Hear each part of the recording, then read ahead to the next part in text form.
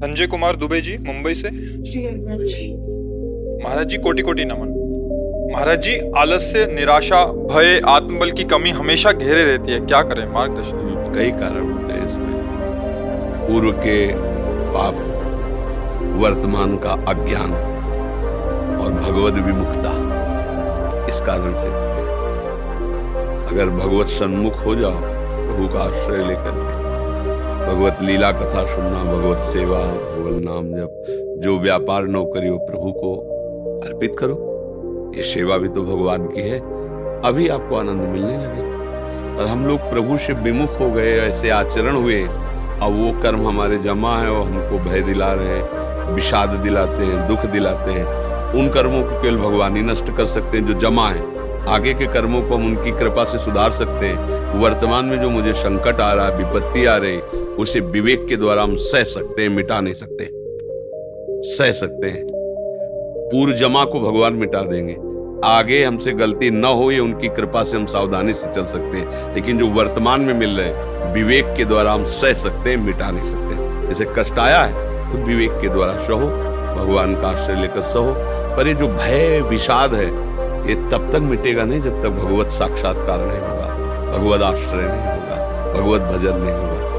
कुछ भी कर लो, अरब खरब जितना चाहो कमा लो, कभी विषाद नहीं हटेगा, कभी आपको विश्राम नहीं मिलेगा। माया की भूख बढ़ती ही चली जाएगी, भय शोक चिंता घेरे ही रहेंगे। इसलिए मुझे लगता है कि भगवान की शरण में होकर उनकी लीला कथाओं को पढ़ो, सुनो।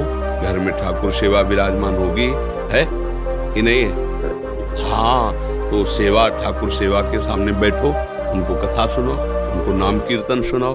अभी भगवत आश्रित हो तो फिर पाप का मार्जन हो जाएगा और आगे कोई नया पाप बने ना। देखो, गृहस्थी में अनजाने में बहुत बड़े बड़े पाप हो जाते हैं। हमें लड़की पसंद नहीं तो गर्भ से अल्ट्रासाउंड कर मरवा दिया। ऐसा पाप है कि तुम्हें ऐसी जगह रगड़ेगा कि कोई बचा नहीं पाएगा। गर्भस्थ शिशु की हत्या, भ्रूण हत्या, ऐसे कुछ माना ही नहीं जा रहा। सहज प्रक्रिया मान ली गई है, एक प्रणाली सी मान ली गई है, क्योंकि उसमें उनको ज्ञान नहीं है ना कि मैं क्या। तुम्हारे आंगन में बच्चा खेलता हुआ कि कोई थप्पड़ मारे कैसा लगेगा? तुम जल जाओगे। और तुम्हारे उदर में पल रहा है और तुम उसको नष्ट कर रहे, तुम्हें दुख नहीं हो रहा? वो लड़की है इसलिए, या वो थोड़ा माइंड का कमजोर है, अच्छा वो जो पाप आएगा तो फिर तुम्हें नष्ट कर देगा। तो कई ऐसी गलतियां होती जिनको हम लोग समझ नहीं पाते, वैसे अपराध बन जाते हैं। तो भगवान की शरण में होकर भजन करो, भगवद वार्ता कथा, जिससे हमारे पाप नष्ट हो जाए। नहीं तो जीवन में शांति सुख रुपया पैसा से नहीं मिलती, चाहे जितना जमा कर लो, अशांत और क्लेश देता ही रहता है। तब लग कुशल न जीव को, सपने हो मन विश्राम, जब लग भजत न राम को, शोक धाम तक। किसी के जंतुर बांधने से, कलावा बांधने से, प्रसाद देने से तुम्हारा शोक दूर होने वाला नहीं। जब तक तुम्हारे अंदर ज्ञान नहीं प्रकट होगा, तब तक ये अज्ञान, ये माया तुमको रौंदती ही रहेगी। ये जन्म इसीलिए मिला है कि ज्ञान प्राप्त करो, भगवान के चरणारविंद की भक्ति करो और पापों से बचो तो आनंद मिल जाए। आजकल पाप से बचने वाला दिमाग है ही कहाँ है?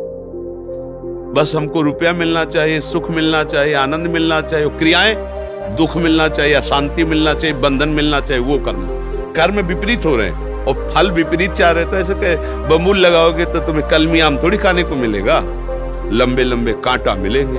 तो कर्म तो हमारे बमूल जैसे हो रहे हैं, हम फल की आशा रखते हैं, रस वाले फल। ऐसा कैसे हो सकता है? अगर आपके कर्म ठीक हैं, भगवद आश्रय है, तो आपको वो फल मिलेगा।